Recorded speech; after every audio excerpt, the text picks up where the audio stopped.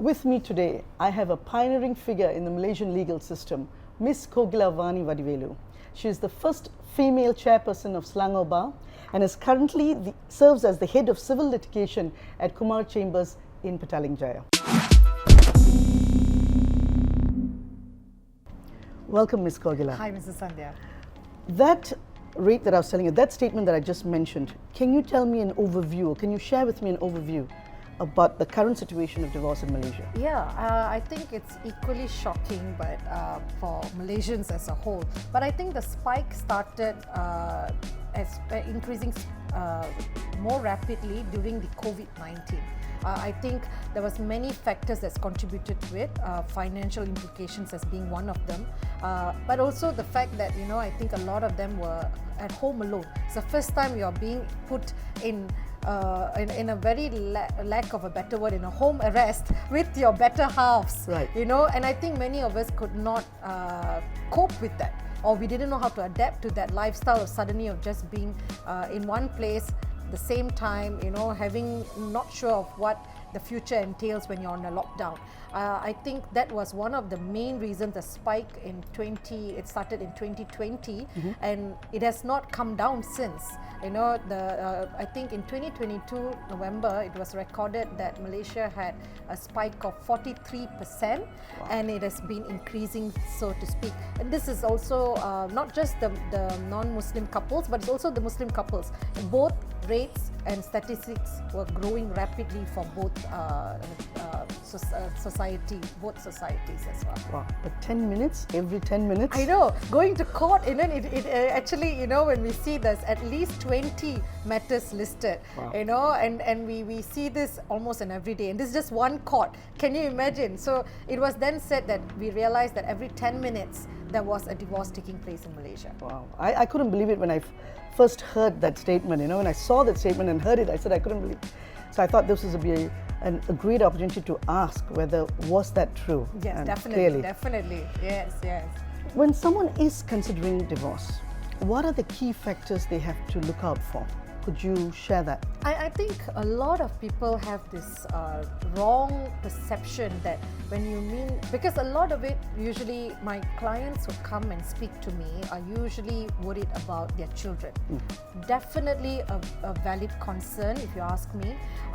So they are not sure how to have a divorce when you're actually having problems at home, you're not in the right state of mind, and then you have to go and get divorced. Right. Okay? But what I tell people, which not many people realize, is you can have a custody application for your children separate from divorce. You can think of divorce much later. Not many people know it. They think that all has to be done together. Right. Okay, it is not the case. Many people need to know if you're not ready for divorce, it's okay, because there's a lot of factors you need to take into account. Of course, the first thing will be logistics. If you have children, your children's interest becomes paramount. The children's logistics in the sense of the viability of where they study and where will you be placing them during this period, divorce period, or what are the circumstances? Do you want full custody, or is your partner going to get full custody? All this will need to be figured out first, before I think you want to go for divorce. Of course, then again, your status as a financial person as well, like how strong and how can you cope with the divorce, or having that lack of less assistance later on while you get divorced. Many people think divorce is an opportunity to enrich themselves, because they feel that they may be able to get the partner may be doing better financially compared to them, so they actually think that no, I think divorce, I will be in a better position. But there are also many people who do not know that you may actually be in a better position, because in divorce, not many people realize that the courts will always look into putting you in the same state of yourself when you were married. So if you have been elevated from point A to point B, right? Okay, you cannot. It's valid for you to go to court and expect that your status in point B be maintained for your children, for yourself, and for any partners, because you're now used to this lifestyle of B. Okay, you cannot be now demoted back to a lifestyle of A. That is how the courts will also look at it. So these are the things that I think will only can be determined when each case will be very different from one another.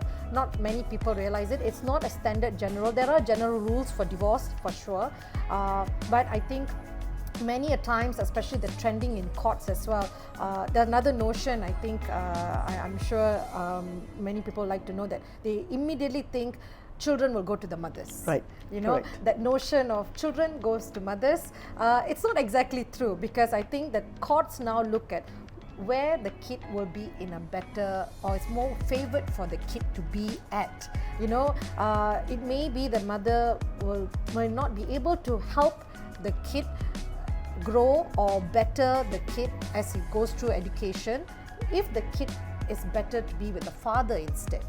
You know, so many people have this wrong connotation. I have some grievant parents coming and telling me, oh, it's okay because the courts are going to give the kids to the mother anyway. Right. That's not true. That's not entirely true. I have personally got a few my clients who are fathers who've actually got the custody, care and control of the kids.